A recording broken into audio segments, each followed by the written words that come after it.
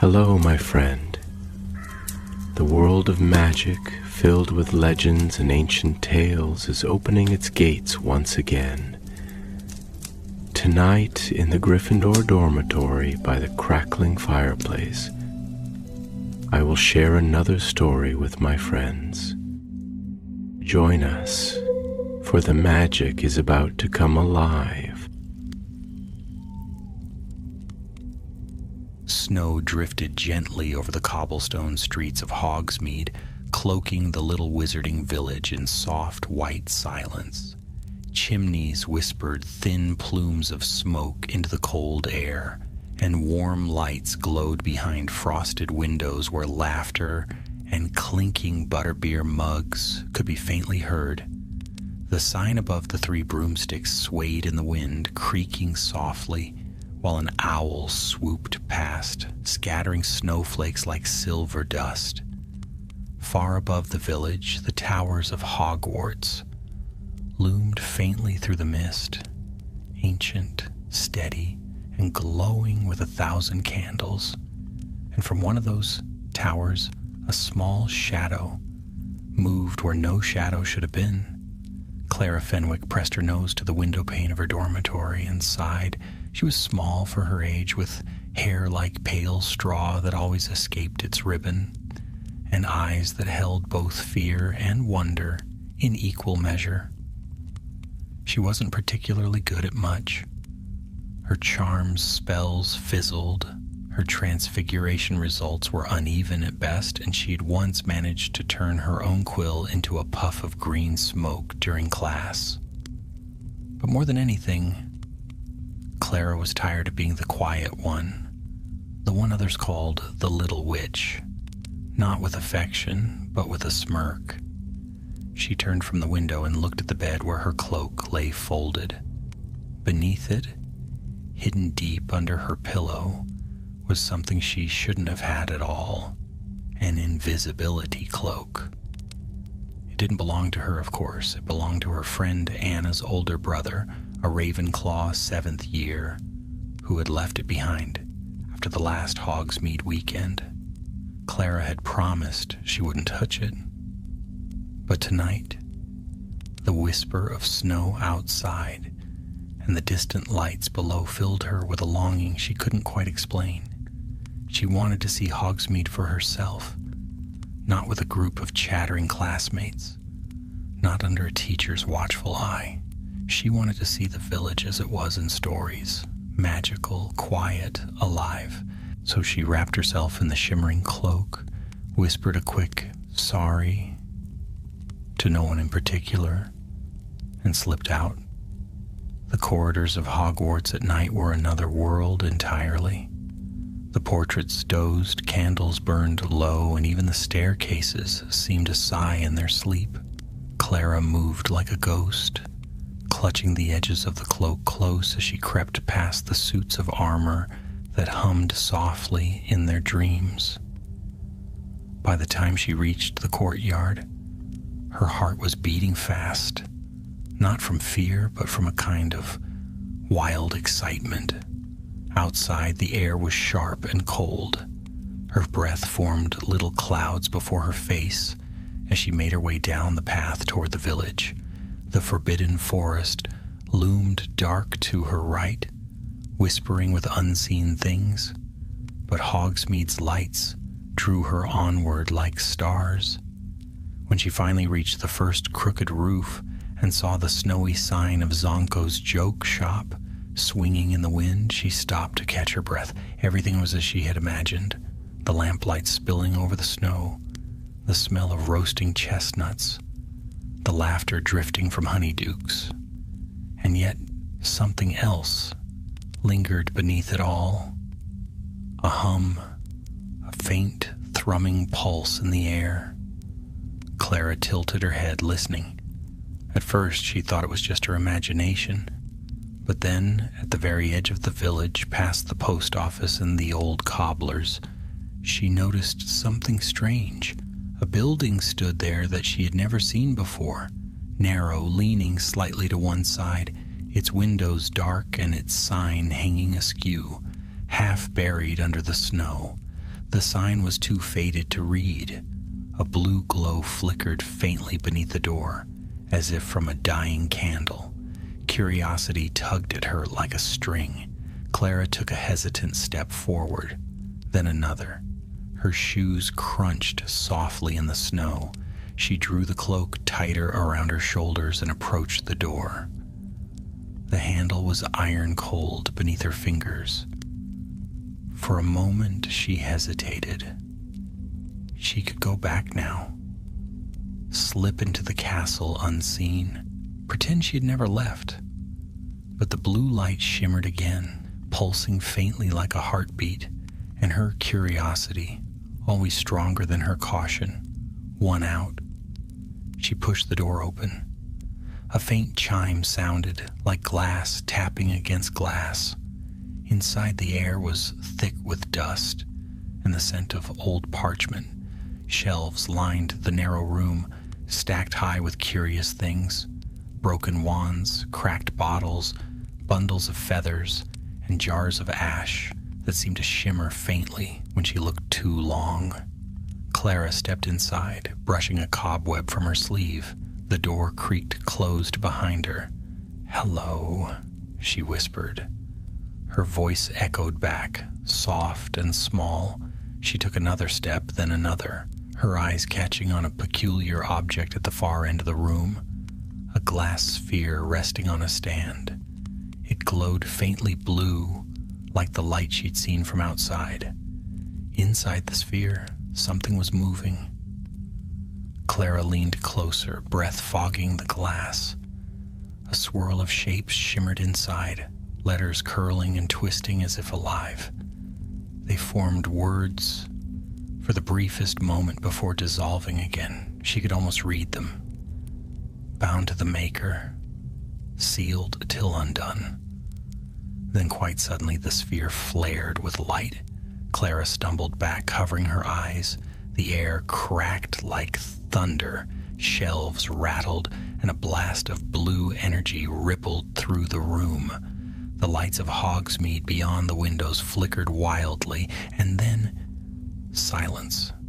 The glass sphere dimmed to black. Clara's heart hammered in her chest. She looked around, trembling.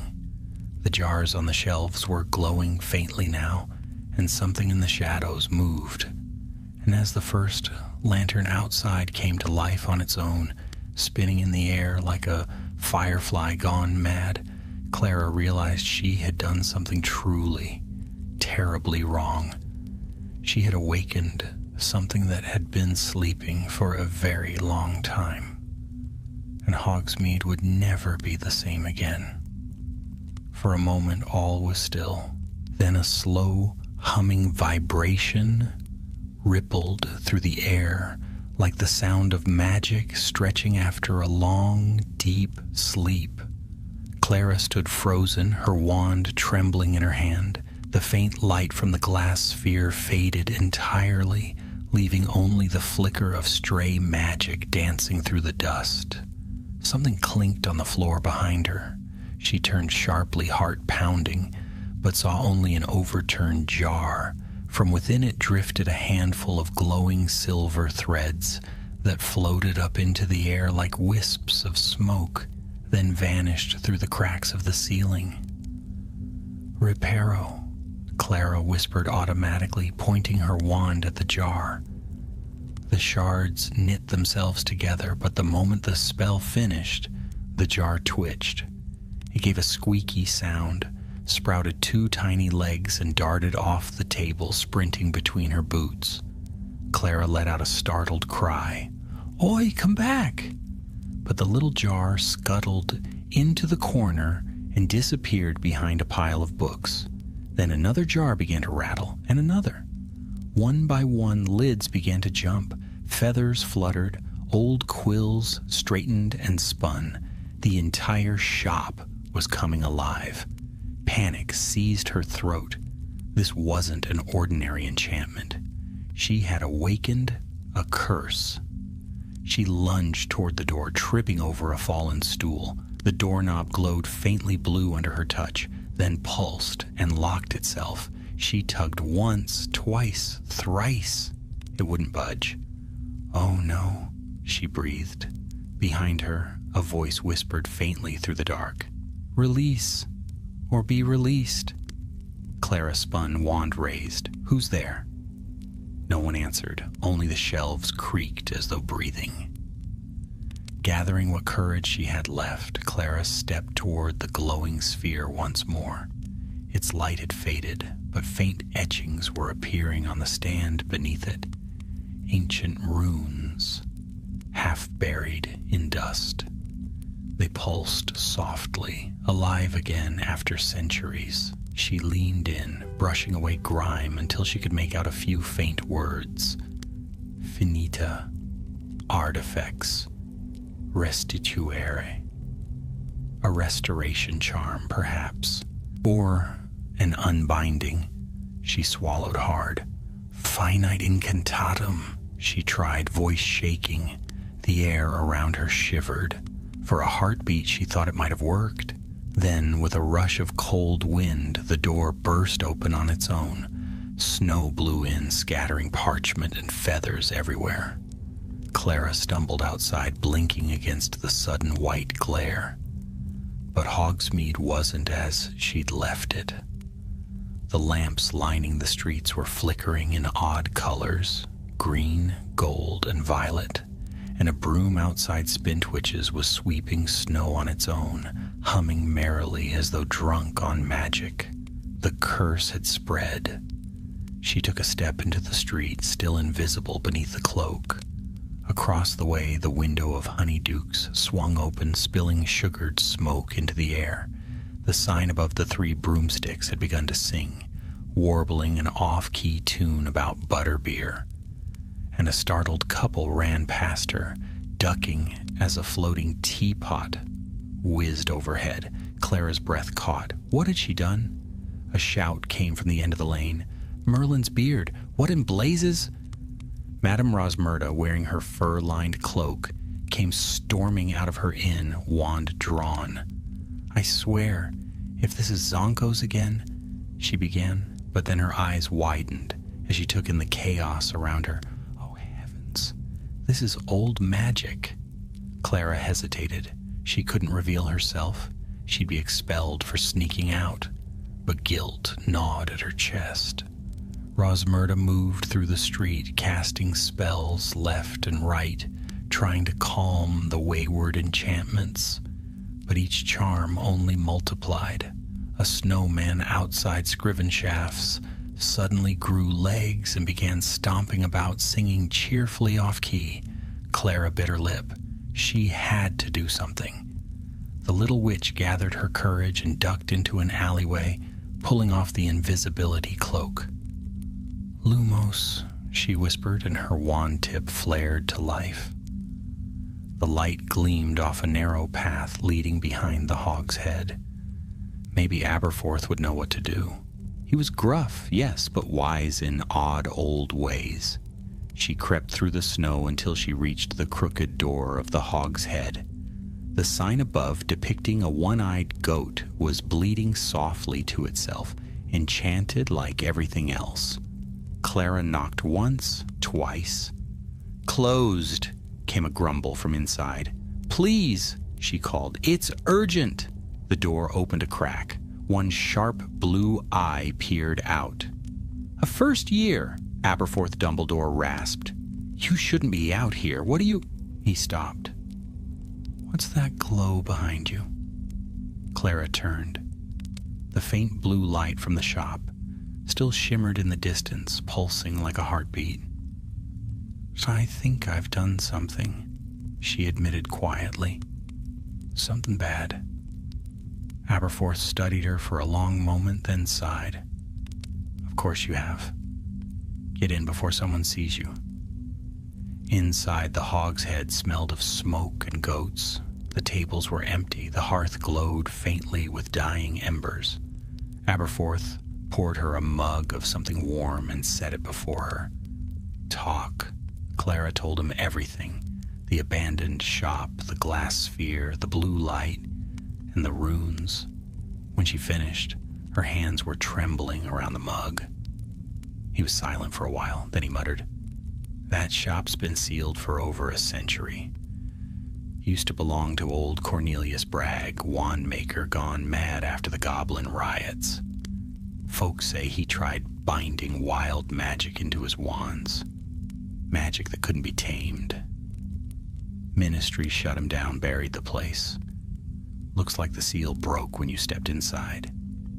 Her heart sank. "Can it be fixed?" Aberforth rubbed his beard. "Maybe. If you can find his counter charm.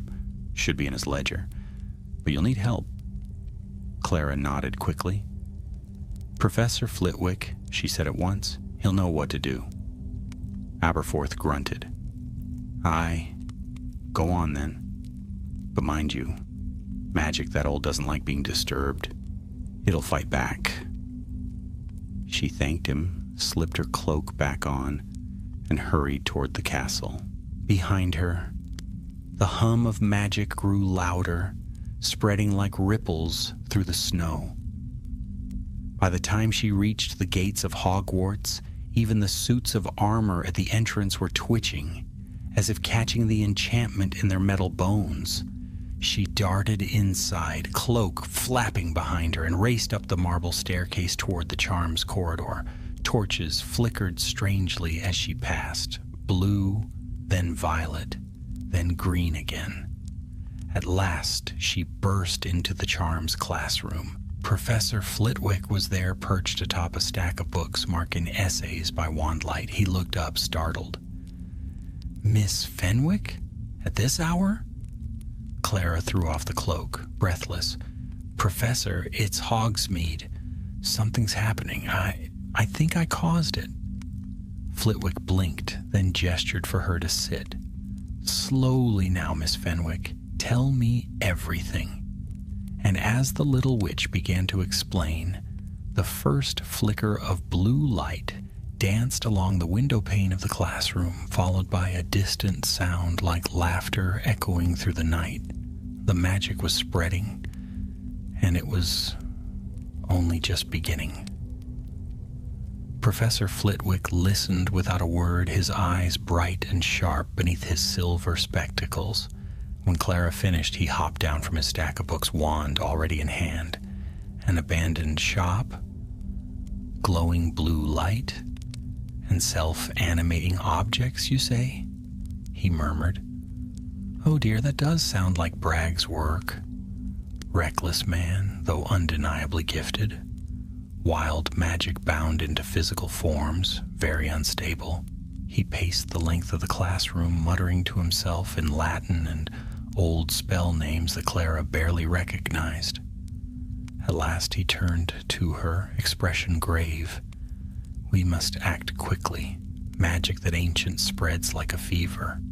Once it reaches the ley lines beneath Hogsmeade, the village and perhaps Hogwarts itself will be caught in a web of enchantment too deep to undo."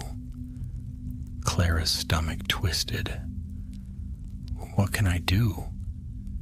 He studied her for a long moment, as though weighing something unseen.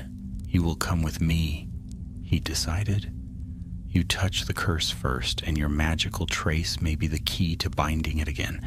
But you must promise to follow my instructions precisely. No improvising, no sudden heroics. Understood?" Clara nodded quickly. "Good. Fetch that cloak of yours and let us be off."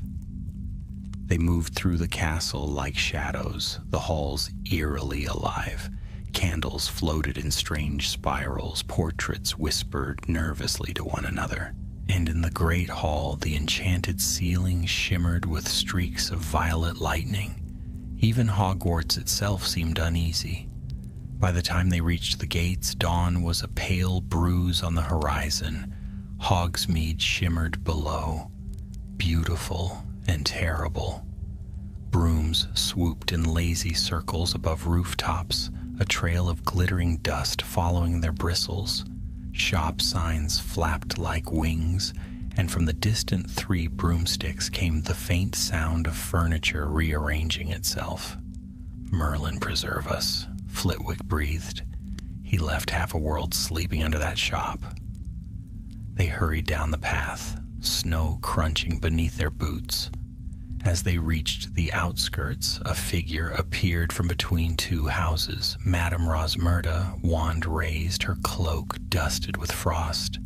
"Phileas," she called in relief. "Thank heavens. Everything's gone mad. My tables are dancing, the butterbeer's pouring itself, and good heavens, is that a floating pig?"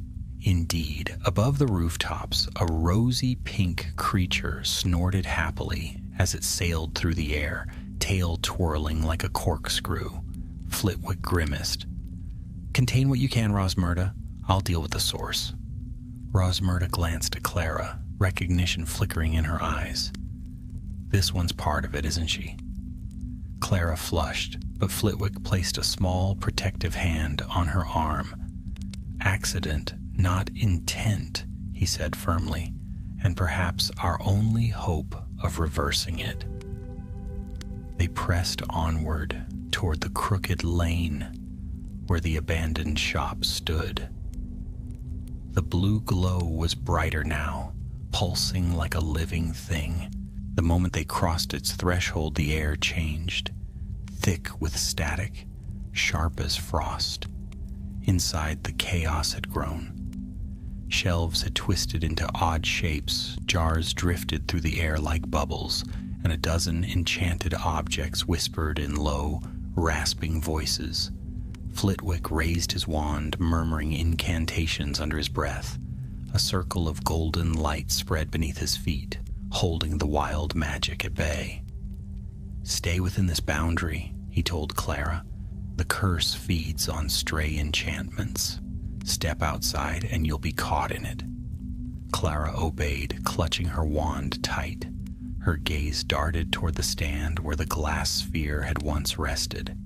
It now floated a few inches above its base, pulsing gently like a heartbeat. "There," Flitwick said. "That's the anchor. Bragg must have sealed his experiment within it. You'll need to read the runes aloud in the order they reveal themselves. I'll keep the binding field steady." The symbols shimmered faintly beneath the dust. Clara leaned close, her lips forming the strange looping syllables. "Finita, artifex, restituere." At once the air trembled. Blue light flared through the cracks in the walls, and a deep rumble echoed beneath the floorboards.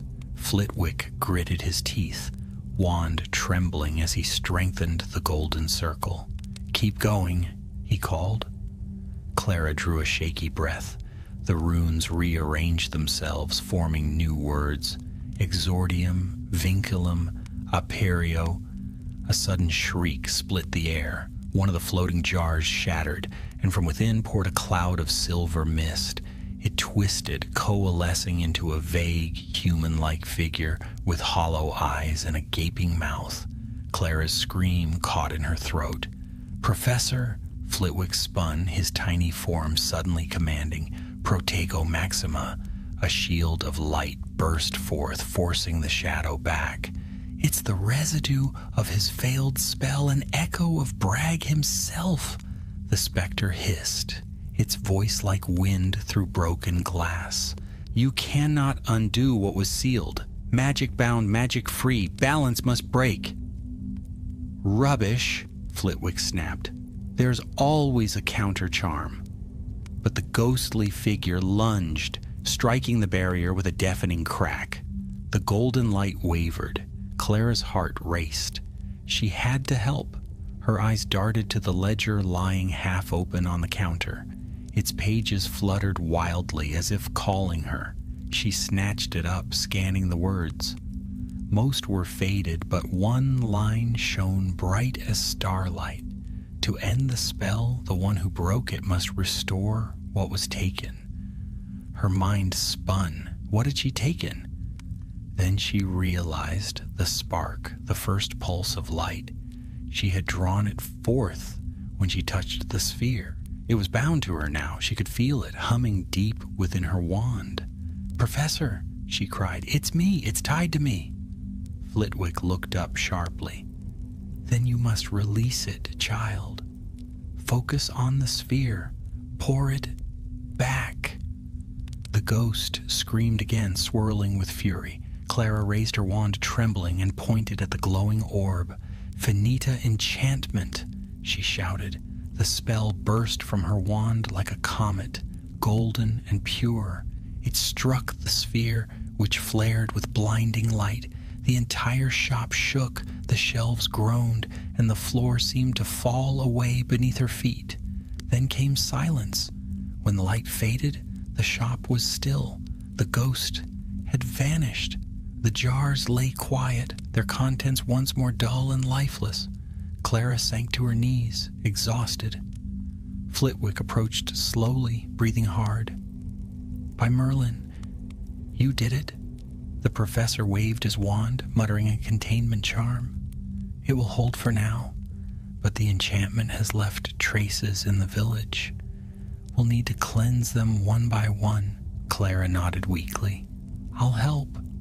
Flitwick smiled, pride softening his sharp features. "I rather thought you would." Together they stepped out into the snowy morning. The village lay peaceful again. The sun was rising over the rooftops, melting frost from the eaves.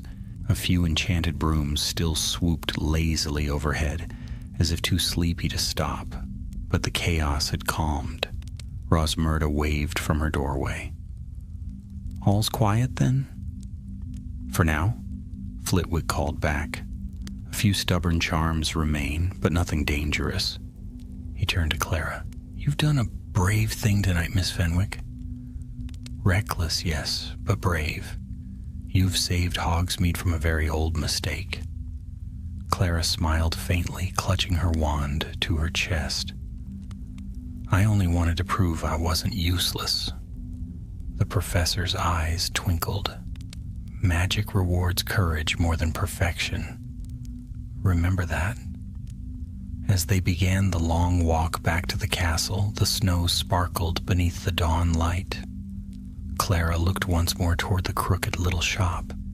Its sign had fallen, revealing the faint carving beneath. Brag and Codus, wands of unusual nature. A shiver ran down her spine. Though sealed once more, she could almost hear a whisper from within, soft, patient, waiting. And in that whisper she sensed the truth. The story of the little witch and the sleeping magic of Hogsmeade was far from over. The next morning dawned bright and cold, sunlight spilling over the towers of Hogwarts like liquid gold. Clara awoke to the tolling of the bell and the chatter of her dorm mates, who seemed blissfully unaware that Hogsmeade had nearly torn itself apart in the night. She sat up slowly, her head heavy with exhaustion, her fingers still faintly tingling from the magic she had unleashed. Around her, the other Ravenclaw girls were gathering their books and gossiping about a rumored prank that had caused funny lights in the village. Clara said nothing. How could she tell them it hadn't been a prank at all? When breakfast came, she sat at the far end of the Ravenclaw table, poking at her porridge. She barely noticed the flutter of owls overhead, until one dropped a folded parchment beside her bowl. Her heart jumped. It bore the crest of the Charms Department. Inside was a short message written in Professor Flitwick's tidy script.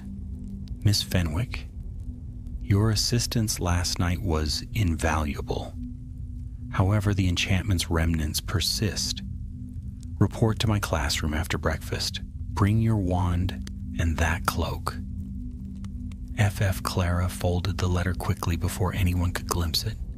She glanced down the table. Anna, her friend, was chattering about a new line of sugar quills, utterly unaware of Clara's secret nighttime adventure. A pang of guilt stirred in her chest. She had borrowed Anna's brother's cloak, risked her own expulsion, and nearly cursed a whole village. Yet beneath the guilt, something else lingered, a quiet pride. For the first time, she'd done something that mattered. When she reached the charms classroom, the door opened before she could knock. Flitwick stood inside, robes fluttering as though he had just been in the midst of casting. "Ah, Miss Fenwick," he greeted, punctual as ever. "Good. We have work to do." The classroom was transformed. Books floated mid-air, arranged in spinning circles of light. At the center of the room hovered the glass sphere from the shop, now contained within a web of golden runes. It pulsed faintly like a sleeping heart. Flitwick gestured her closer. The primary curse is sealed, but fragments remain in Hogsmeade's ley lines. I've detected at least 3 active loci, one beneath the 3 broomsticks, one near Honeyduke's, and one, rather inconveniently, beneath the Shrieking Shack. Clara blinked. The Shrieking Shack? But that place is haunted? Flitwick finished with a small smile. Indeed, though not as haunted as the stories say. Still, it's a perfect place for rogue enchantments to hide. You and I shall pay it a visit before dusk. Her heart fluttered uneasily. Me? Of course. You are the original conduit, Miss Fenwick. The spell still recognizes your magical trace. Without you, it may resist containment. She took a deep breath and nodded. All right. Flitwick's eyes twinkled. Excellent. But before we brave any haunted cottages, you must learn to control your resonance. For the next hour, Clara practiced under his watchful gaze. The lesson was unlike any she had known. Instead of neat wand movements and precise Latin, it was about listening to the faint hum of magic in the air, to the pulse of one's own wand, to the subtle rhythm that connected them. Magic, Flitwick explained softly, is a dialogue. Most witches shout at it. The wise ones learn to listen. By the time the sun dipped behind the mountains, Clara could feel it. The quiet vibration of her wand, the living current beneath every spell. It made her dizzy with wonder. As twilight descended, they set off toward Hogsmeade once more. The snow had hardened into glittering ice, and the path gleamed like glass beneath the moonlight. The village was calmer now, but traces of mischief still lingered. A lamppost hummed softly as they passed, a sign winked, a broom dozed mid-air like a cat napping on a beam. Rosmerta waved from her doorway, relieved to see them. "If you're here about the singing spoons." "They finally stopped," she called. Flitwick chuckled. One problem solved, 3 to go. They crossed the frozen stream that led to the edge of the village. Beyond the frost-bitten trees, the Shrieking Shack loomed, dark, crooked, and silent. Its windows were like blind eyes, and the air around it felt colder somehow, heavier. Clara shivered. "I can feel it," she murmured. Flitwick nodded. "Yes, the ley line runs straight beneath it. Bragg's curse must have anchored here, perhaps unintentionally. Ready your wand, Miss Fenwick." They approached the front steps, each creak of the wood loud in the quiet. Inside the house was dim, filled with dust motes that drifted like ghostly snow. Every sound seemed magnified. The groan of a rafter, the whisper of wind through a crack. "Lumos," Clara whispered, and the wand light filled the gloom. At once, faint symbols appeared on the floorboards, blue runes spiraling outward in a perfect circle, the same markings from the shop. "There," Flitwick said. "That's our anchor. We must sever it cleanly or the magic will rebound." He motioned for her to step into the circle. Her knees trembled, but she obeyed. As her boot crossed the runes, the air grew warmer, vibrating softly against her skin. "Good," said Flitwick. "Now focus on your wand. Feel the connection again. Don't fight the pull. Guide it." Clara closed her eyes. The hum deepened, echoing inside her chest. She whispered the words he had taught her. Vinculum clarum, lumen restituat. The runes glowed brighter, swirling faster, and then a shadow moved at the edge of the room. Clara's eyes snapped open. A tall, dark figure stood by the stairwell, its outline wavering like smoke. It wasn't the ghostly shade from the shop, but something older, colder. Flitwick's expression hardened. Residual spirit, he said quietly. Bragg's magic draws them. The figure raised a long, crooked hand, and the runes flared with violent light. The air howled. Stay focused, Flitwick shouted. Do not break the connection. Clara clenched her jaw and poured all her strength into the spell. The circle blazed gold, fighting the dark energy pressing against it. The spirit's form flickered, unraveling into shreds of mist. But one burst of energy struck the wall and exploded in blue sparks. The house groaned. Dust rained from the ceiling. Flitwick darted forward, casting reinforcement charms, his voice sharp and commanding. Almost there, Clara. Just a little more. Anchor it. With a final cry, Clara thrust her wand downward. Light erupted from the circle, pure and white. The runes dissolved, the spirit vanished, and silence fell so suddenly that she swayed on her feet. Flitwick caught her shoulder. Well done, he said softly. One less haunt in the world tonight. She managed a weak smile. 2 left. He chuckled, ever the optimist. They stepped outside into the night. The moon hung low, bathing Hogsmeade in silver. The snow sparkled, the air smelled of pine and frost, and for the first time since that fateful night, the village seemed at peace. As they made their way back toward the castle, Clara looked up at the stars. Something in her had changed.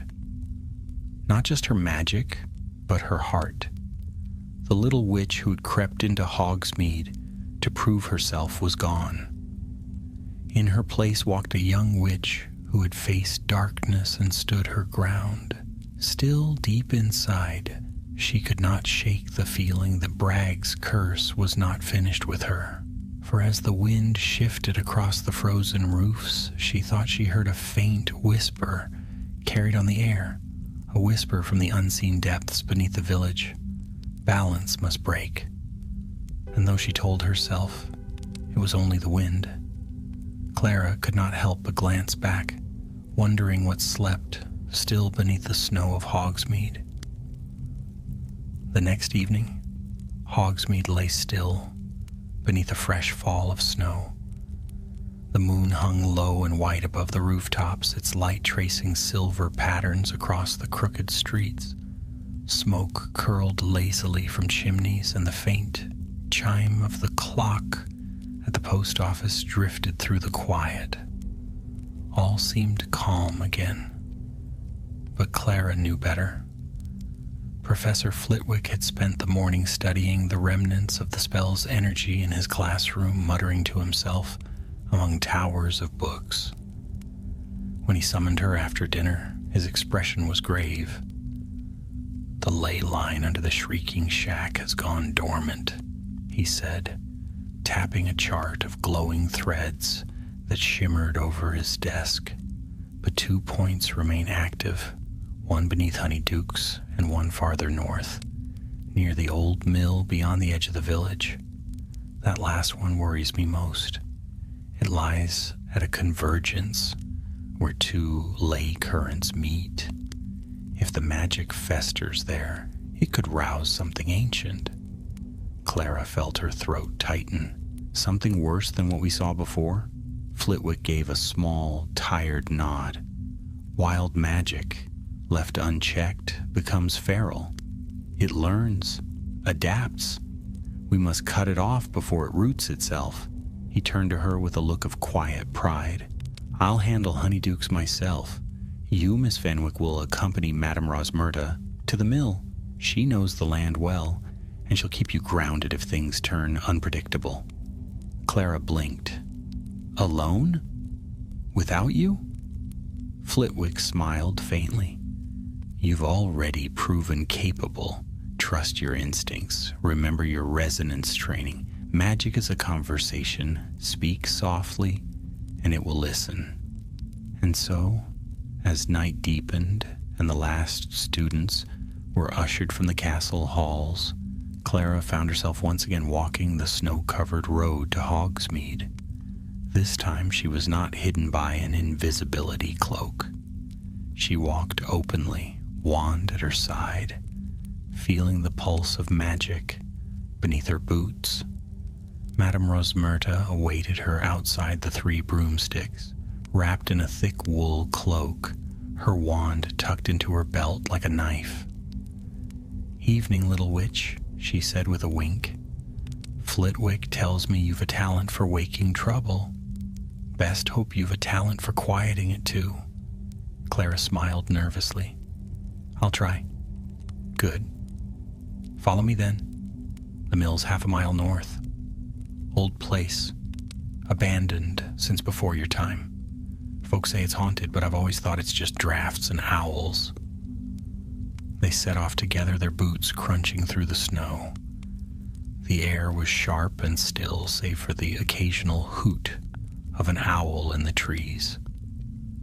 As they walked, Rosmerta's voice softened. You know, she said, when I was your age, I'd have given anything to stumble into real adventure. Be careful what you wish for, eh?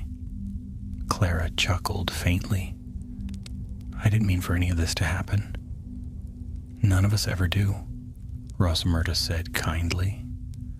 But magic finds those it favors, especially the brave ones. The old mill rose from the snow like the bones of a forgotten beast. Its wooden wheel was frozen solid and the windows gaped black and empty. Clara could feel the hum of power even before they reached the door. A deep, slow thrum, steady as a heartbeat. It's here, she whispered. Rosmerta nodded. Then let's see what's stirring. They stepped inside. The air was cold enough to sting, and frost glittered on the rafters like stars. The floorboards creaked beneath their weight. In the center of the room stood a circle of faintly glowing marks, carved deep into the wood, runes like those Clara had seen before, but more intricate, more alive. Stand back, Rosmerta murmured, scanning the room. No sign of movement. Yet.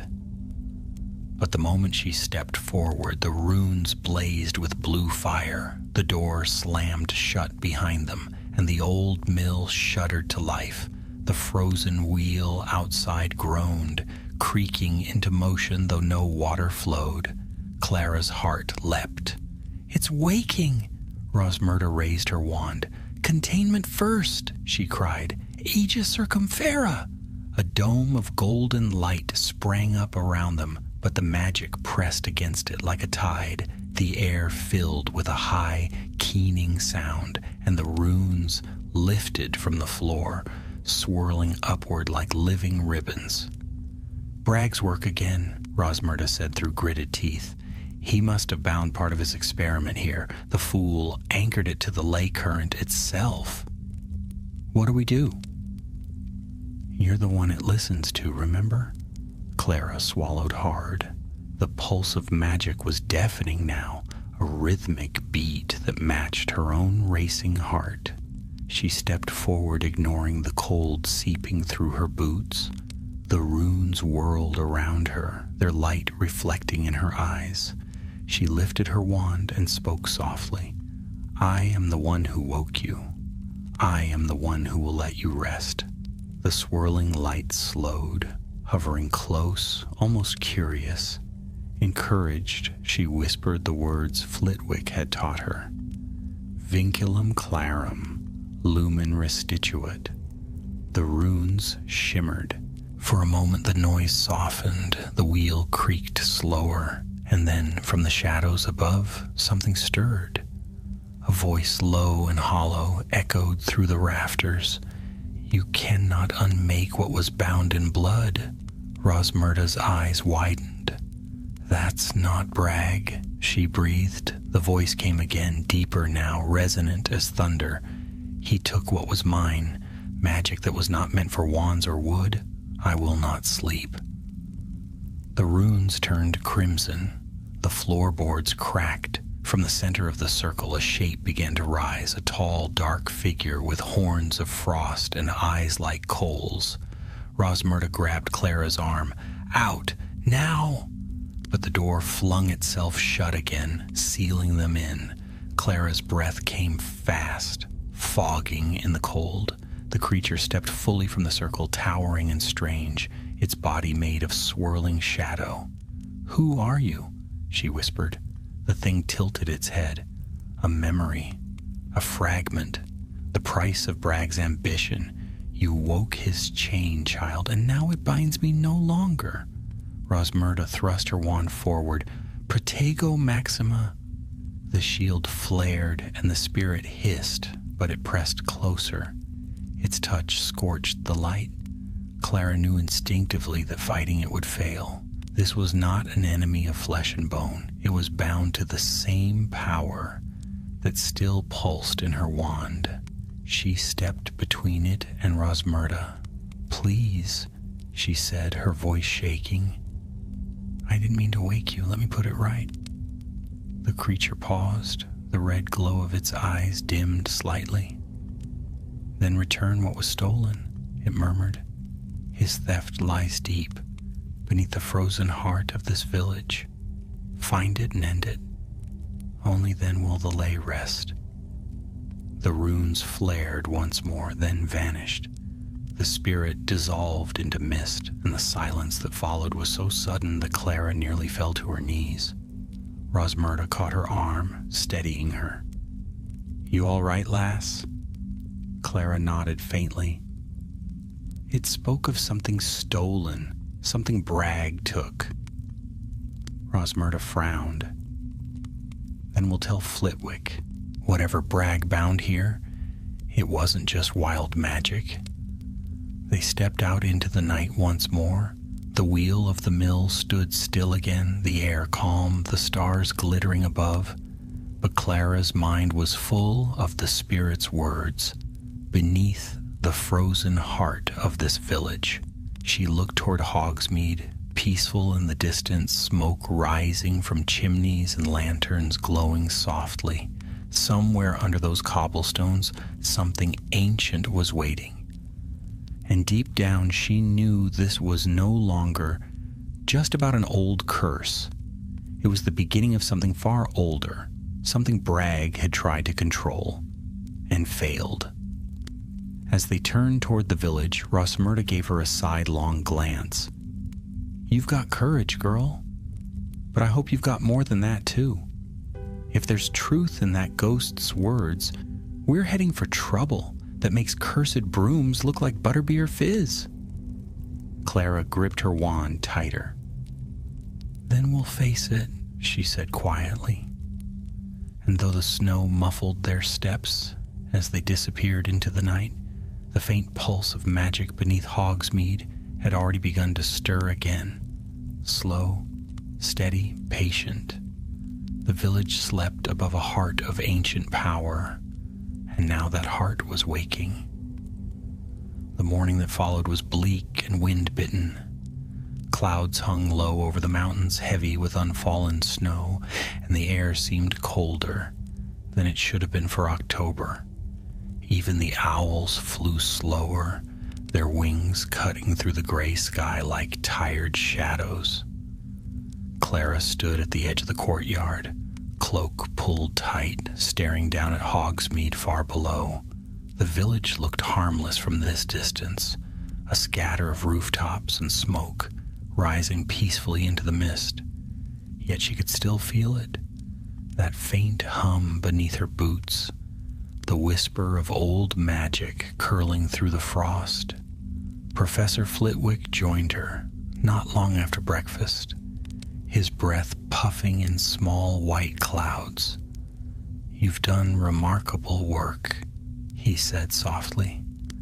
Hogsmeade spoke highly of your composure at the mill. Not many witches your age would have stood their ground against a manifested spirit. Clara gave a small, weary smile. It wasn't bravery, sir. I was terrified.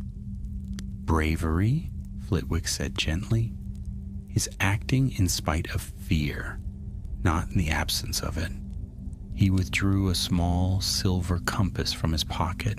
The needle spun wildly for a moment, then froze, pointing not toward the village, but beneath it. There's something down there, Clara. Something Bragg's curse awakened. A fragment of magic older than his experiments. If we can find it, contain it, we may yet end this. Where do we start?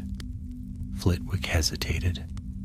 Hogsmeade was built over many older foundations, some dating back to the first wizard settlers, but if the spirit spoke true, then the frozen heart must lie beneath the square where the ley lines meet. There's a network of tunnels under the village, sealed cellars, abandoned passages. We'll need to go below. Clara's stomach turned. Beneath Hogsmeade? But dangerous, yes, but necessary. He smiled faintly. Don't worry. I'll not send you down there alone. There's someone who knows those tunnels better than anyone alive. Later that afternoon, as the first flakes of new snow began to fall, they met their guide behind Honeydukes, a stout man with a tangled beard and mischievous eyes. Ah, so this is the little troublemaker, he said cheerfully, tipping his hat. Name's Albrecht Twine. I maintain the supply tunnels, mostly harmless things. Old delivery routes from before apparition was allowed so close to the castle. But if you're looking for something ancient and unpleasant, I suppose I'm your man. Pleasure, Clara said shyly. He grinned. We'll see if you still think so after crawling through 2 miles of dust. The entrance lay behind a hidden panel in the cellar of Honeydukes, masked by barrels of treacle fudge. Twine tapped the wall thrice with his wand, muttered a charm, and a narrow stairway appeared, spiraling downward into shadow. Flitwick lit his wand. Stay close. These tunnels haven't been walked in decades. The air grew colder the deeper they went, thick with damp and the scent of old earth. The tunnel walls were rough stone, glistening faintly with frost. Occasionally, Clara caught sight of carvings, ancient runes, worn nearly smooth. What were these for? She asked softly. Protective sigils, Flitwick said. Old magic meant to keep things in or out. Which do you think these were for? He didn't answer. They walked in silence for a long while. The only sound their footsteps and the distant drip of water. Then the tunnel opened into a small cavern. In its center stood what looked like a frozen pool, its surface smooth as glass. The silver compass in Flitwick's hand spun faster, its needle trembling. Here, he whispered, this is the heart. The air was strange, heavy, thrumming with hidden life. Beneath the ice, faint light pulsed like slow lightning. Twine whistled softly. Never seen anything like it. Best be careful, Professor. That's old magic. Wild magic. The sort that doesn't like being looked at. Flitwick approached cautiously, kneeling by the frozen surface. It's a containment field, he murmured. Bragg must have found this power centuries ago and tried to harness it. The fool bound part of it into his experiments and left the rest buried. Now that his wards are broken, it's bleeding through again. Clara crouched beside him, staring at the swirling light beneath the ice. It's beautiful and dangerous, Flitwick said, like a dragon's breath caught in stone. He traced a rune in the frost with his wand tip. The ice shivered. Suddenly, a sharp crack echoed through the cavern. The surface split, a thin line racing across it like lightning. Light burst from the fissure, dazzling white. "Back!" Flitwick shouted, pulling Clara away, but before she could move, the ice shattered completely. A wave of cold magic exploded outward, knocking them off their feet. The air blazed blue. For a moment, Clara couldn't breathe. The cavern spun, her ears rang, and then silence. When her vision cleared, the pool was gone. In its place stood a glowing rift, swirling with mist. Shapes moved within it, shadows of creatures too large, too strange to belong to this world. Flitwick staggered to his feet. No, this isn't right. The seal was meant to contain. Bragg must have used it as a siphon. The break has reversed the flow. Clara's voice trembled. "What does that mean?" "It means, Miss Fenwick," said a new voice from the darkness, smooth and echoing, "that the door has opened again." They spun around. A man stood at the edge of the light, tall, pale, his robes as dark as the void behind him. His eyes gleamed like shards of obsidian. Alberic Twine raised his wand. "Who in Merlin's beard are you?" The stranger smiled faintly. "A remnant. The last will of Cornelius Bragg himself." Flitwick's grip tightened on his wand. "Impossible. Bragg perished more than a century ago." "His body, yes," the shade said calmly, "but not his magic. When he bound the lay to his will, he left an echo, me, the keeper of his unfinished work, and now that the heart is free, the work continues." The rift flared brighter, the walls trembled. Clara felt the same pulse she had felt that night in the shop, only stronger now, alive, eager.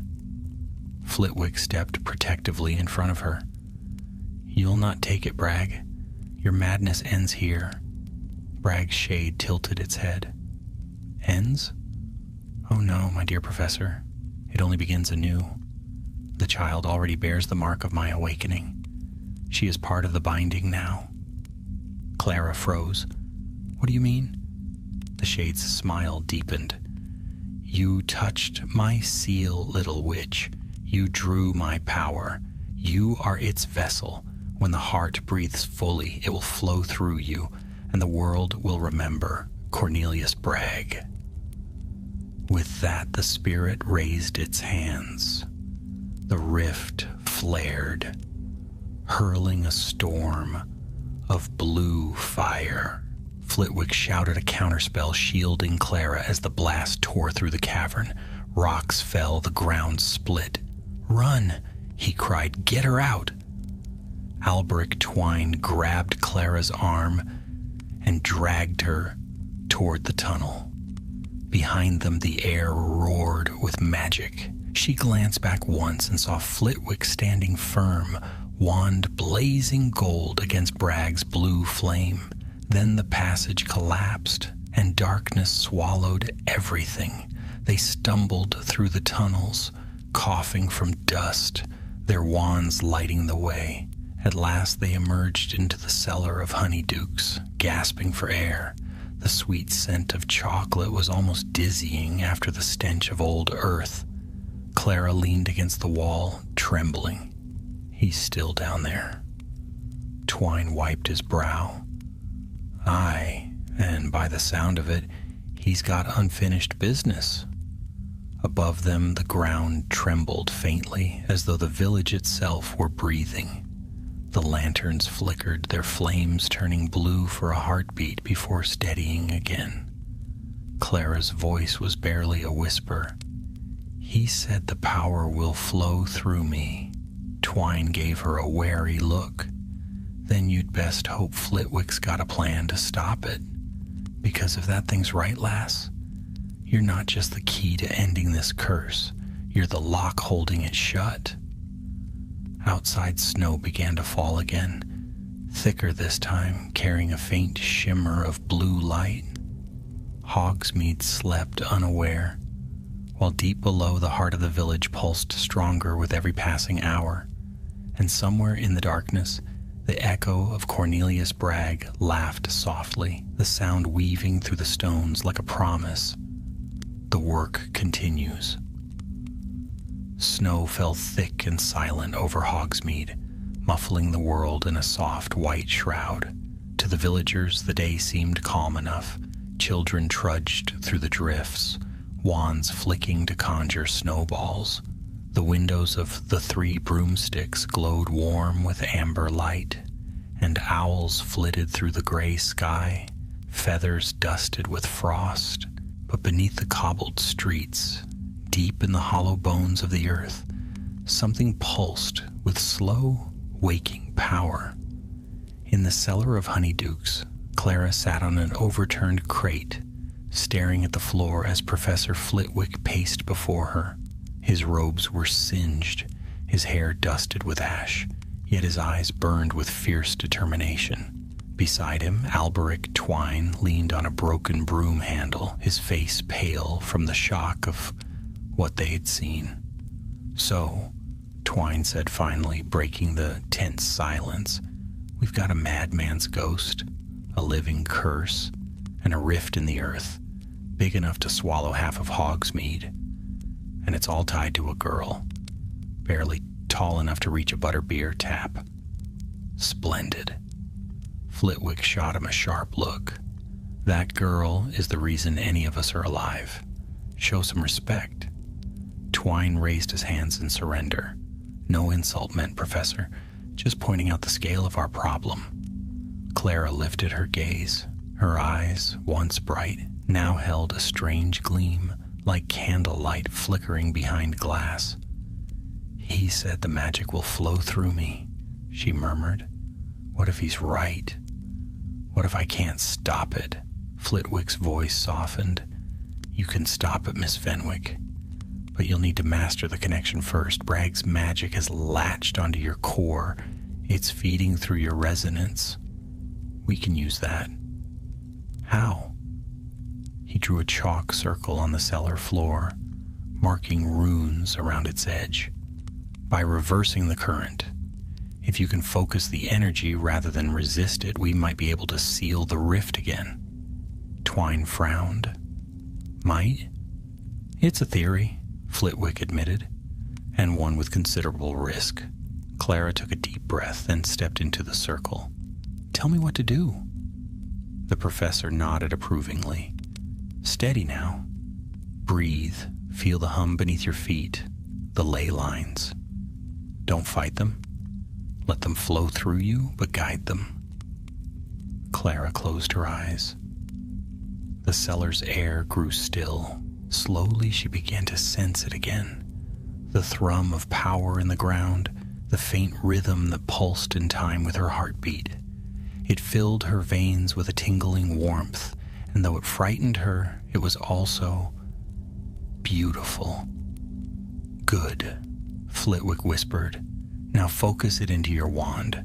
Picture the rift closing, the current reversing." The air snapped. A blinding flash burst from Clara's wand, throwing Twine against the wall. The runes on the floor flared white, then red, then blackened to ash. Flitwick rushed to her side. "Clara!" She gasped for air, trembling. The light around her dimmed, but a faint blue shimmer clung to her skin. I tried, Professor, but something pushed back. It wasn't just energy, it felt like will." Flitwick's face was grim. "Bragg's echo, he's anchored himself to the ley lines. He means to rise through you."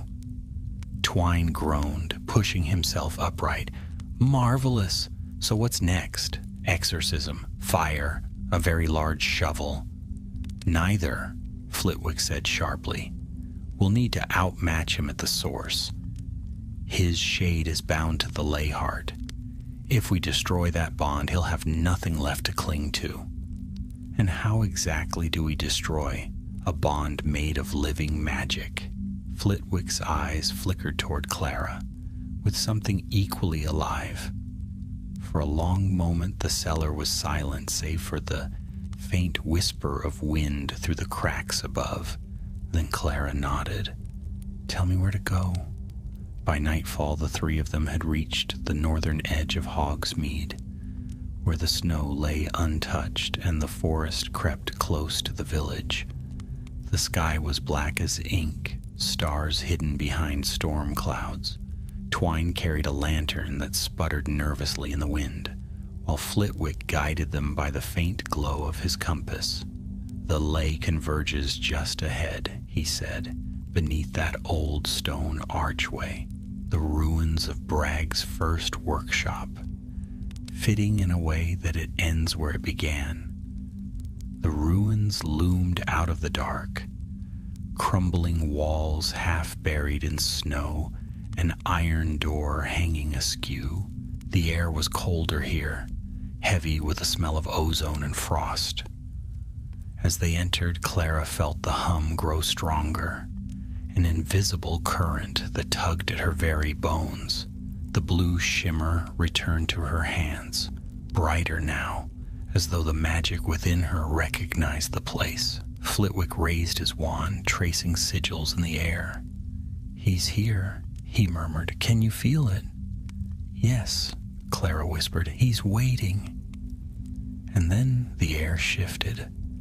The snow around them rose like a wave, swirling in a great spiral, and from its heart stepped the shadow of Cornelius Bragg. His form was clearer now, almost solid, his robes rippled with light, his face sharp and cruelly beautiful. "So," he said softly, "the little witch returns." Flitwick stepped forward. "Your time has passed, Bragg. End this before you destroy everything you once sought to master." Bragg laughed, a sound like cracking ice. "Destroy? No, Professor, I mean to create. I sought perfection, magic unbound by mortal limits, and I nearly achieved it until the ministry sealed me away. But she," he looked at Clara, "she has what I lacked, a living vessel, a soul that sings in harmony with the ley." "I'm not your vessel," Clara said, her voice trembling but steady. He tilted his head. "Then prove it." The air ignited with light. Magic roared through the ruins, tearing stone from the ground. Flitwick and Twine ducked for cover as Bragg raised his hands, blue fire spiraling outward. Clara stood her ground, her hair whipping in the storm of energy. She lifted her wand and shouted the words she had learned through fear and pain. "Finita, enchantment!" The spell met Bragg's magic in a blinding clash. The world seemed to freeze, two forces locked in perfect balance. Flitwick's voice rose through the roar. "Focus, Clara. Turn his power inward. Let it flow through you, not against you." She closed her eyes. The pain was immense, a rush of fire and frost through every vein. But beneath it she felt something else, a heartbeat, deep and steady, echoing from the earth itself. Not his, she thought fiercely. Mine. With a cry, she thrust her wand downward. Light exploded, pure and white. The ground trembled, the blue fire shattered like glass, and Bragg's scream echoed through the night, long, furious, and fading. When the light dimmed, the ruins were silent. Snow drifted lazily through the air, settling on the stones. Bragg was gone. Clara fell to her knees, her wand smoking faintly. Flitwick hurried to her side, his face alight with pride and relief. "It's done," he whispered. "You've severed the bond." She looked down at her hands. The shimmer was gone, replaced by the faint glow of ordinary warmth. "He's really gone?" "For now," Flitwick said quietly. "His echo may linger, but the heart is sealed once more. Hogsmeade is safe." Twine exhaled loudly. "And I, for one, am going straight home and pretending none of this ever happened." Flitwick chuckled softly. "As you wish, Mr. Twine. Some truths are best kept quiet." They began the walk back toward the village, the snow crunching underfoot. Clara glanced over her shoulder once more. The ruins stood still beneath the falling snow, the last traces of blue fading into the night. Yet as they reached the first lamp-post of Hogsmeade, a faint tremor rippled through the earth, so slight it might have been her imagination. And in the whisper of the wind, just for an instant, she thought she heard Bragg's voice again, soft and distant. "Magic never dies, little witch. It only waits." Clara said nothing, but her hand tightened around her wand. She would be ready if it ever did. Winter deepened. Weeks passed, and the snow around Hogwarts thickened into gleaming drifts that glittered like diamonds beneath the pale sun. For a time, peace returned. Hogsmeade settled back into its quiet rhythm, lanterns flickering golden at dusk, laughter spilling from the 3 broomsticks, the soft hoot of owls cutting through the frozen air. The villagers whispered, of course. They spoke of strange lights in the hills, of voices carried on the wind. But the stories softened with each retelling, fading into rumor and ghost tales told beside warm fires. Only Clara Fenwick knew how close those whispers had come to truth. By day she returned to her lessons, dutifully attending charms, transfiguration, and potions, though her concentration wandered. Professor Flitwick kept a careful eye on her, often asking quiet questions about her dreams, her wand work, or whether she'd noticed anything unusual. She always answered the same way. "No, sir." But the truth was that she had. The hum of magic she'd once felt deep beneath Hogsmeade had not left her. It lingered, a faint thrum beneath her skin, a whisper at the edge of hearing. Sometimes when she touched her wand, a faint shimmer would ripple across her fingers, like moonlight caught in water. She told herself it was nothing, only nerves. But some nights the whisper grew louder, and she would wake from dreams she couldn't quite remember, her heart racing and her window rimmed with frost. Then one morning in December, a message arrived.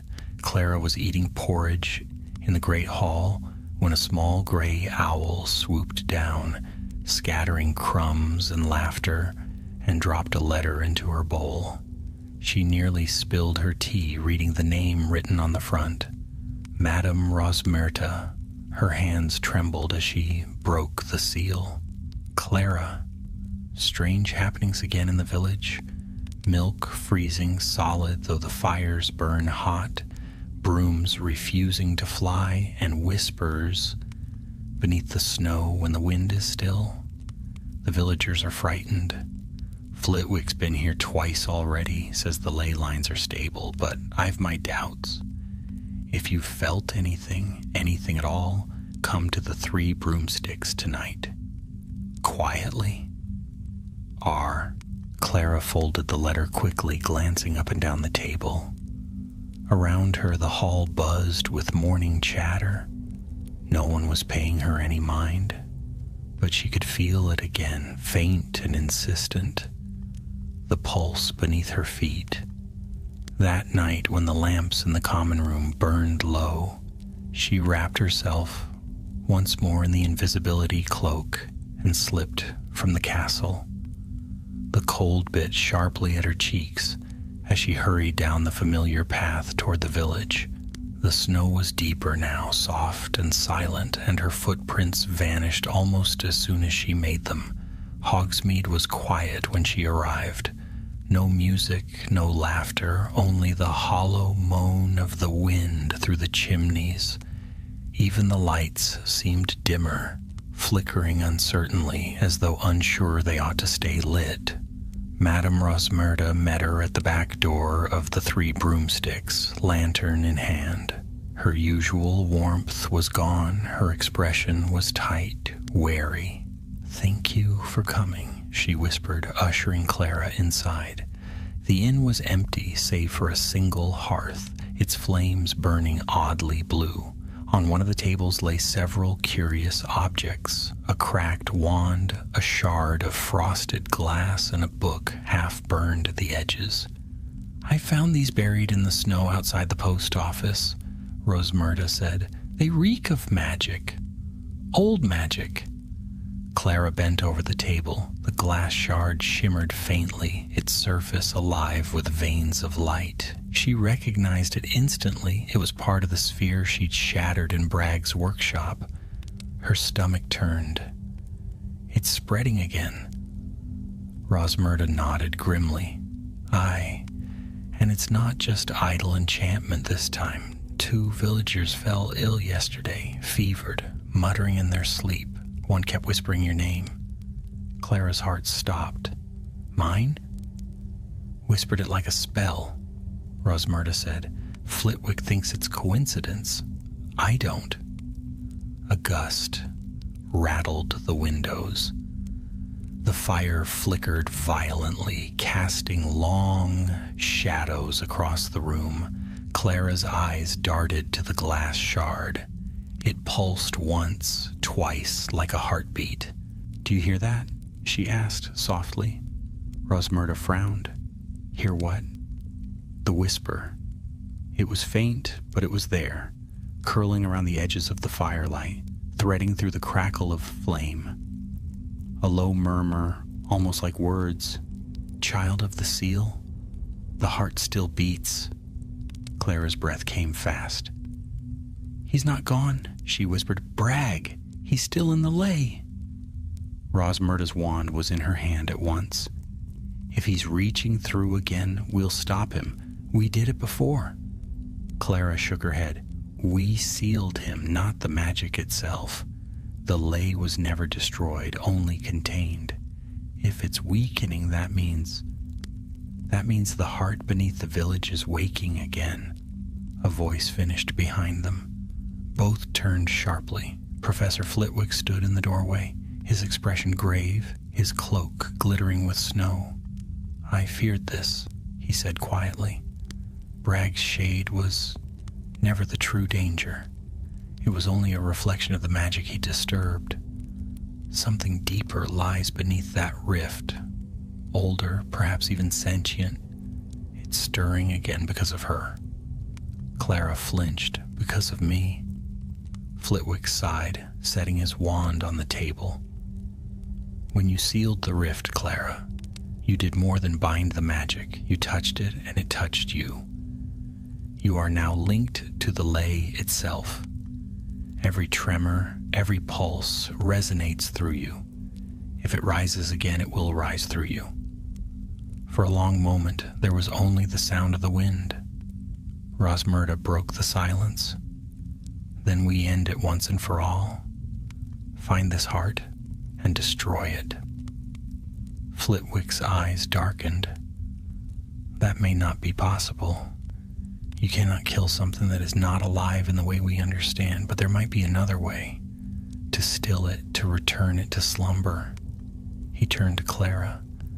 "The link between you and the lay may allow you to lull it back to sleep, but it will require strength and sacrifice." "What kind of sacrifice?" "The lay's power feeds on balance," he said softly. "To still it, you must give it something equal in return. It may ask for part of your magic, perhaps even more." Clara's pulse quickened. "And if I don't?" "Then Hogsmeade will freeze from the inside out," Rosmerta said grimly. "Look at the signs already." Outside, the wind howled louder. Snow swirled past the windows in wild patterns. Somewhere in the distance, a bell began to toll. Slow, uneven, as if struck by an invisible hand. Flitwick's wand flared. "It begins." The blue fire in the hearth roared upward, nearly touching the ceiling. The glass shard on the table shattered, spraying sparks of light. Clara felt the pull again, deep, magnetic, impossible to resist. "The lay is calling," she whispered. Flitwick's face was pale but resolute. "Then answer it, Miss Fenwick, before it consumes everything." He took her by the shoulders, eyes fierce. "You've faced this once and lived. Do not falter now. Magic itself listens to you. Show it that you are worthy of its trust." Clara looked from him to Rosmerta, who gave a short, steady nod, and though her heart thundered with fear, Clara drew her wand, stepped into the circle of blue fire, and spoke the words that trembled on her tongue. "Vinculum clarum, lumen restituit." The inn vanished in a blaze of white. The sound of the storm became the roar of a river. She felt herself falling, not through air but through magic itself, spiraling downward toward the beating heart of Hogsmeade. And as the light swallowed her whole, she heard Bragg's voice again, faint but exultant. "The heart wakes, little witch. Let us see whose will is stronger." The world around Clara dissolved into white fire. It burned without heat, searing her eyes with brilliance as she tumbled through the heart of the lay.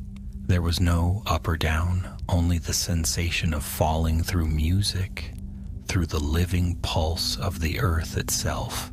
The sound was everywhere, a low, endless hum that seemed to echo her heartbeat.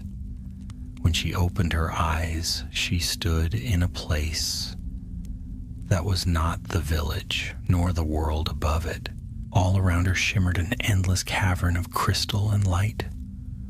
The walls were alive with veins of silver and blue, pulsing like blood in living stone. The air hummed with power.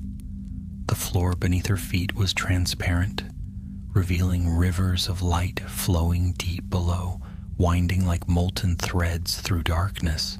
This was the heart of Hogsmeade, the lay itself, raw and infinite. A whisper brushed her ear. "You should not have come, child." She turned. From the shadows at the edge of the chamber emerged a figure, not Bragg, but something far older. It was tall and indistinct, its form shifting like smoke, its eyes as bright as lightning. When it spoke again, its voice was a chord of many tones, man, woman, and something beyond both. "Long have we slept beneath your kind's walls. Long have we waited to be forgotten." Clara's grip tightened on her wand. "Who are you?" "We are what was before magic had a name," the figure said. "Your Bragg sought to steal from us, to twist our breath into his craft. When he failed, we bound him to the current so that his folly would never wake us again. But you..." The air quivered and the light around her darkened to a deep, shimmering blue. "You broke the seal. You let the breath of the lay touch the air once more."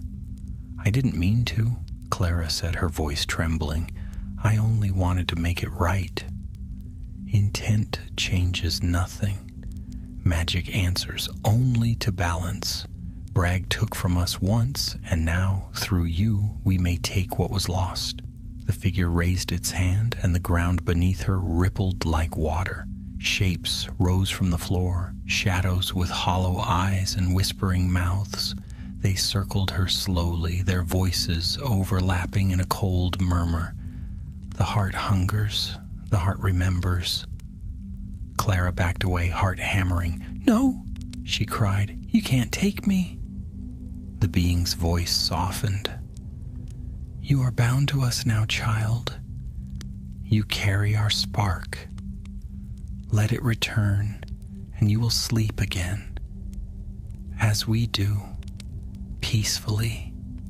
She shook her head fiercely. "No, I won't let Hogsmeade fall into darkness again. You may have given the world its magic, but we made it our home." A long silence followed. Then the air rippled with what might have been amusement or pity. "Then prove yourself worthy of what you claim to protect." The light around her fractured. The cavern trembled, and suddenly the crystalline floor cracked open. A torrent of blue fire erupted upward, swirling into a great vortex. Within it, she glimpsed images. Hogsmeade buried beneath ice, Hogwarts shrouded in mist, the faces of her friends frozen mid-laughter.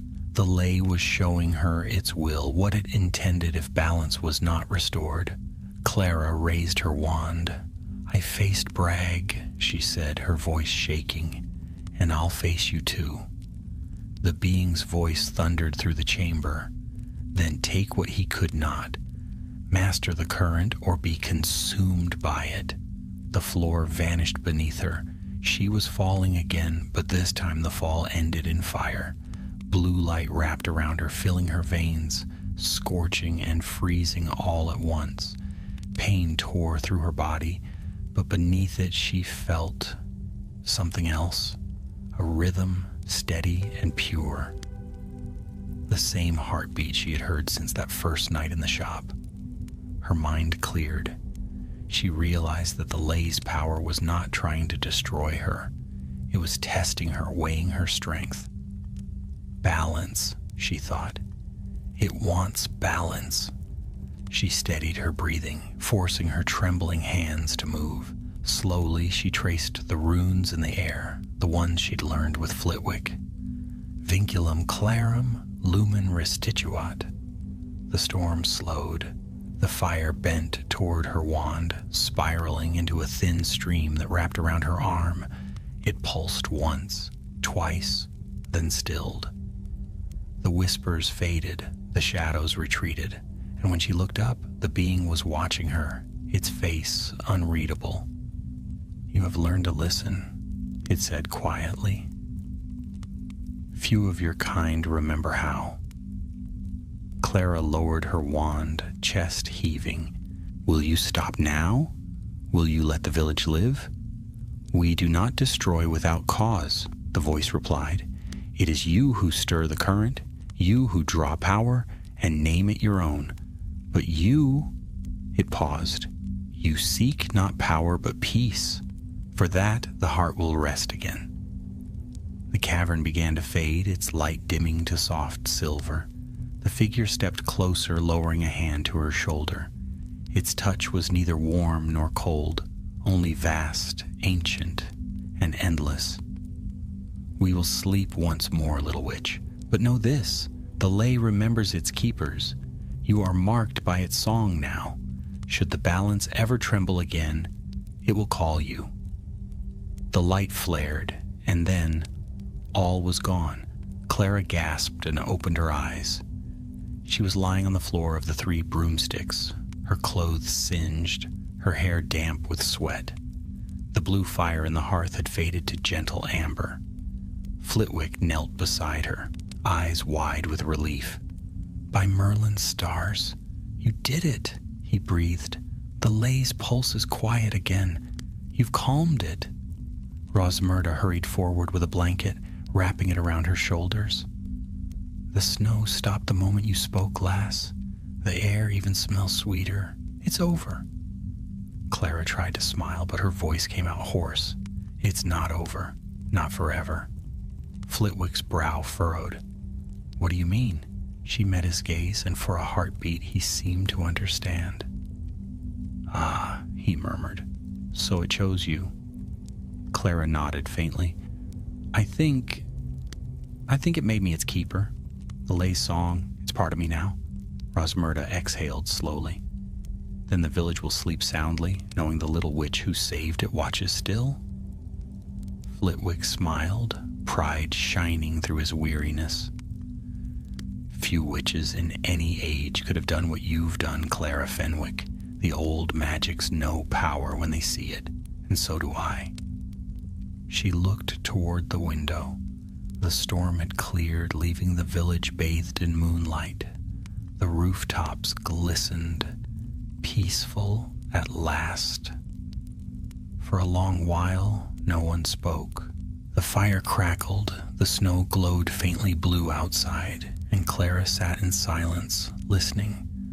Beneath the stillness, she could hear it, the faintest echo of a heartbeat, deep in the earth, slow and steady. The lay slept again, and so would she. But as she closed her eyes, a whisper brushed through her thoughts, soft as snow. "Balance endures, little witch. until the next storm.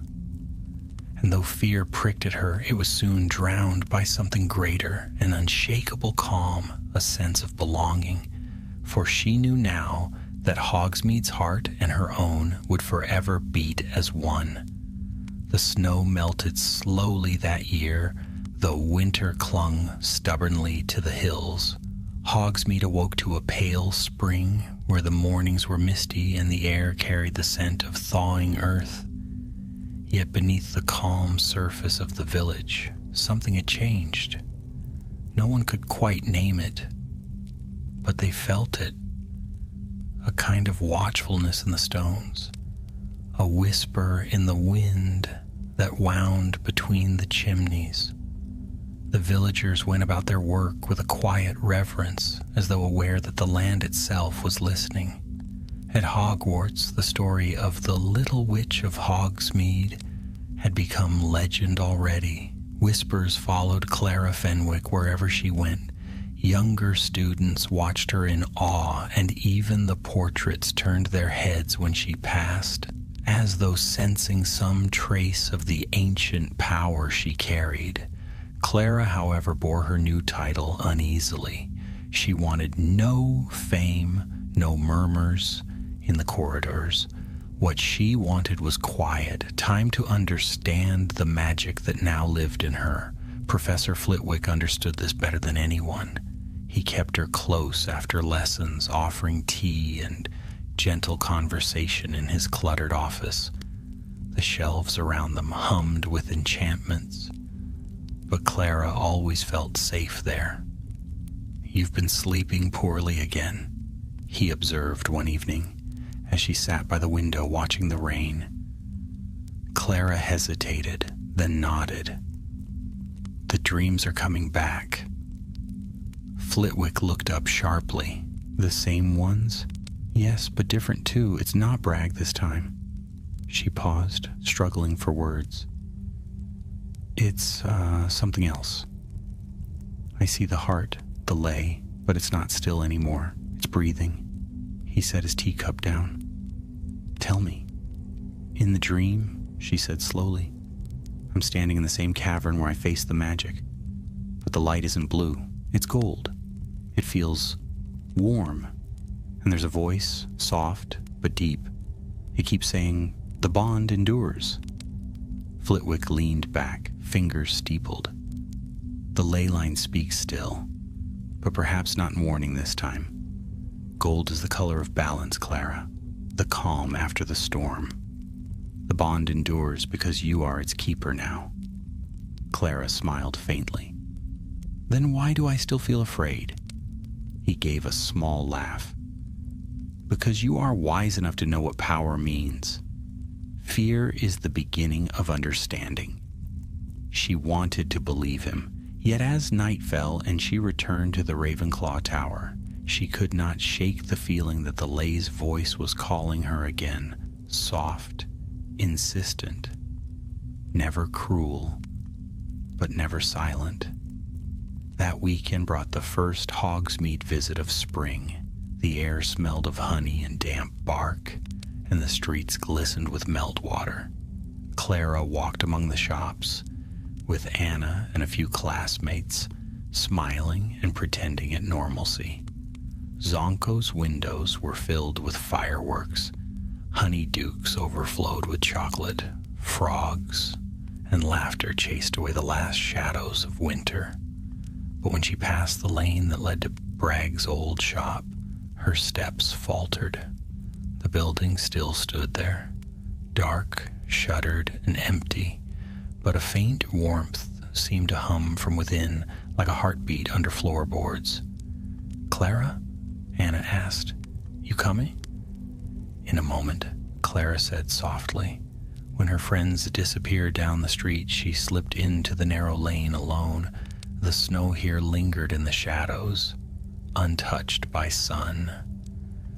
She stood before the warped door, her hand hovering over the handle. She didn't need to open it to know what lay beyond. The lay's current pulsed faintly here, a ghostly echo of the heart she'd calmed. It was not threatening, only watchful. "I know you're still there," she whispered. "I can feel you." For a moment, nothing stirred. Then faintly she heard it. A single note, soft and low, like a sigh of wind across glass. "I'll keep the balance," she said. "I promise." The air shimmered faintly in reply, and the hum subsided. When she turned away, she found Madame Hogsmeade standing at the end of the alley, hands in her cloak pockets, smiling knowingly. "You still hear it, don't you?" Hogsmeade asked as they walked together toward the square. "Sometimes," Clara admitted. "It's quiet now, but it's always there." Hogsmeade nodded. "Old magic never leaves." "But you've given it peace, and that counts for more than you think. There are worse things to be bound to than a sleeping song."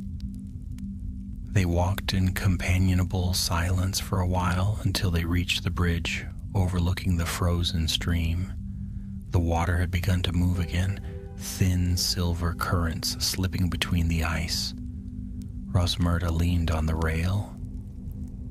"Do you know what I think, Clara Fenwick? You weren't chosen by that magic. You chose it. That's rarer and far stronger."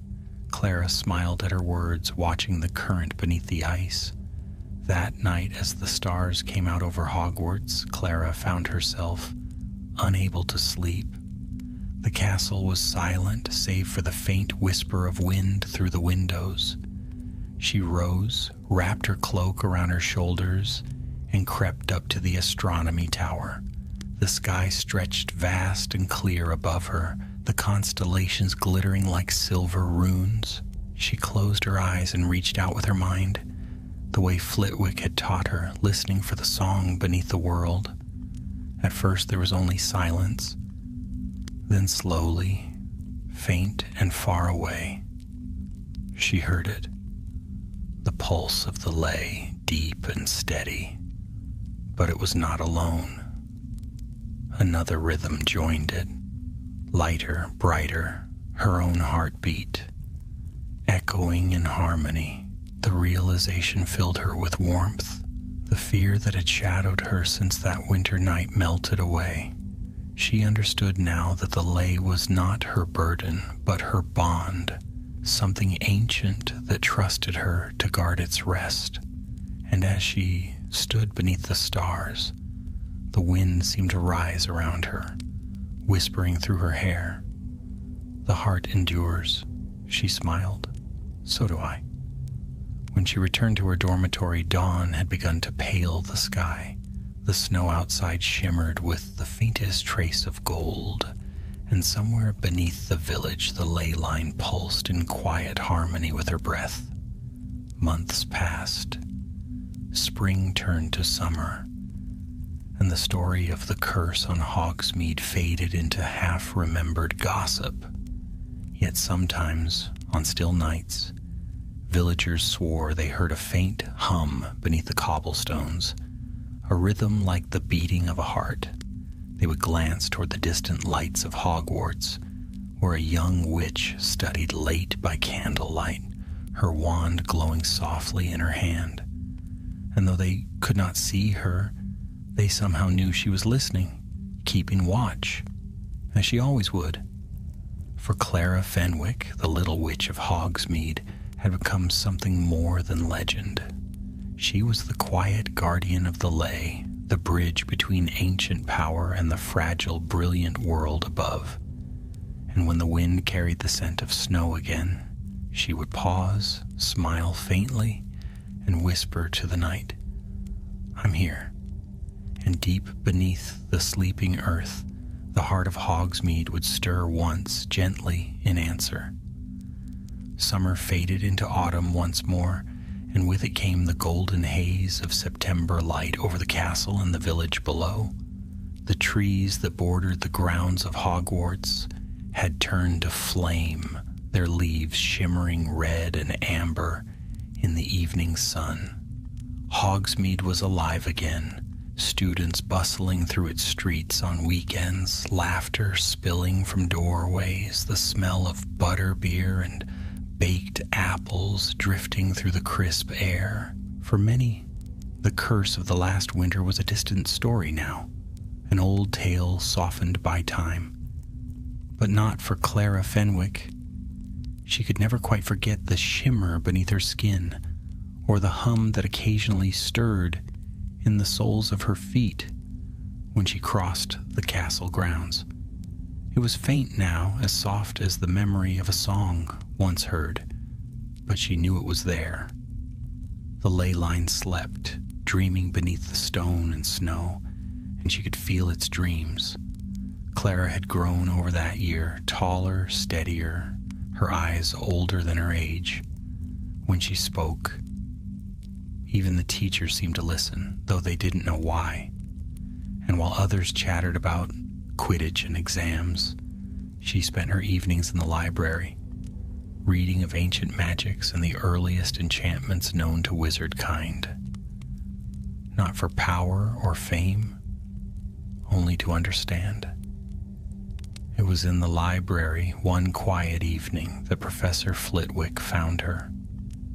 He watched from the doorway for a while, smiling at the sight of her bent over an open volume of Arcana Antiqua. Her quill was forgotten, her fingers tracing a line of runes etched on the page. "You're still chasing the whispers," he said softly, stepping forward.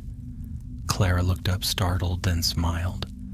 "I don't think they'll ever leave me, Professor." He chuckled. "Nor should they. Magic such as that does not choose lightly." She hesitated, then closed the book. "Sometimes I wonder if it was a choice at all. The lay found me, not the other way around." Flitwick considered her words for a moment, then said, "Perhaps, but it stayed because of who you are, Clara. The heart of the earth does not trust easily." She looked down, her hand brushing the edge of the table. "Do you think it will ever wake again?" He sighed, a small sound that seemed to carry both pride and sorrow. "Magic is like the sea. It sleeps, it stirs, it rages, it rests. One day, perhaps far beyond our years, the lay will rise again. But when it does, it will not be alone. You've changed it as much as it changed you." A thoughtful silence followed. Then Clara smiled faintly. "Then I'll be ready." Flitwick nodded and patted her shoulder before turning to leave. "You always were, my dear." The months slipped by quietly. The first snow fell early that year, soft and glittering beneath the lanterns of Hogsmeade. The village shimmered under the moon, peaceful and whole. Clara visited often, walking the cobbled lanes that had once trembled with living magic. Madame Hogsmeade would always waver in with a grin and a steaming mug of cider, and they'd sit by the fire sharing quiet conversation about ordinary things, weather, customers, the latest gossip. But every now and then, when the conversation lulled, both would glance toward the floorboards, where the faintest hum could sometimes be felt, deep and slow. "It's still there," Hogsmeade would say softly. "Yes," Clara would answer, "but it's dreaming." And she would smile because she knew that the dream was a peaceful one. On the first night of December, the sky above Hogwarts was clear and sharp with stars. The great lake lay still, mirroring the heavens, and the towers of the castle glowed like lanterns in the dark. Clara stood at the edge of the black lake, her cloak drawn close, her wand resting lightly in her hand. She came here sometimes when the world felt too loud. The lake's surface always calmed her. It reminded her of the lay's quiet pulse, deep and patient. Tonight, though, she was not alone. From the shadows beside her came the soft flutter of robes. "I thought I might find you here," said a familiar voice. It was Professor McGonagall, her expression as unreadable as ever, though her eyes held warmth. You've been spending quite a lot of time away from your classmates lately, Miss Fenwick. I know, Clara said softly. I just like to think here. The lake listens. McGonagall gave a small smile. A wise habit, though. I hope it doesn't keep you from the living world. Reflection is good, but life must go on. Clara turned toward the water. Sometimes I think the lay listens too. It feels awake even when it's quiet, as if it's still watching. The professor's gaze followed hers. Perhaps it is. Magic has its own memory, and it does not easily forget those who treat it with respect. I dare say it remembers you fondly. They stood together in silence, watching as the moon climbed higher over the lake. A thin mist drifted across the water, glowing silver in the light. Somewhere far beneath, the merfolk sang, a slow, haunting melody that echoed faintly through the air. Clara closed her eyes and let the sound wash over her. For the first time in months, she felt completely at peace. Thank you, she said quietly. McGonagall tilted her head. For what, my dear? For believing me, Clara said, when everything seemed impossible. The older witch's eyes softened. You proved the impossible could be done, Miss Fenwick. I simply had the good fortune to witness it. They shared a smile, and then McGonagall turned back toward the castle. It's late. Come along before you freeze. Clara followed, her steps light on the frost. Yet as she reached the castle doors, she looked back once more at the village below. Hogsmeade glowed faintly under the stars, serene and golden, and as she watched, she thought she saw a flicker, a single ripple of blue light passing beneath the snow, quick as a breath. Not a warning this time, a greeting. She smiled. Good night, she whispered. Years later, long after Clara Fenwick left Hogwarts, travelers passing through Hogsmeade would speak of odd things that happened in the village from time to time. A lantern relighting itself in the dead of night, the snow melting in perfect circles around the fountain, a soft hum beneath the ground like a lullaby. Some said it was the work of old wards, others called it coincidence. But those who had lived there long enough knew better. They would smile knowingly and say, "The little witch of Hogsmeade still keeps watch." And when the winter winds swept through the valley, carrying whispers through the trees, they would pause and listen, just for a heartbeat. For in that faint, ancient song beneath the earth, the ley line still pulsed, alive and content. And somewhere, wherever she wandered, Clara would feel its rhythm answer her own, a bond unbroken by time. Thus, the tale of the little witch came to its quiet end, not with battle or flame, but with harmony restored and courage remembered. For though the storms may come again, and the heart beneath the snow may one day stir anew, Hogsmeade would never be without its guardian. And under the eternal whisper of the wind, the world of magic slept in peace.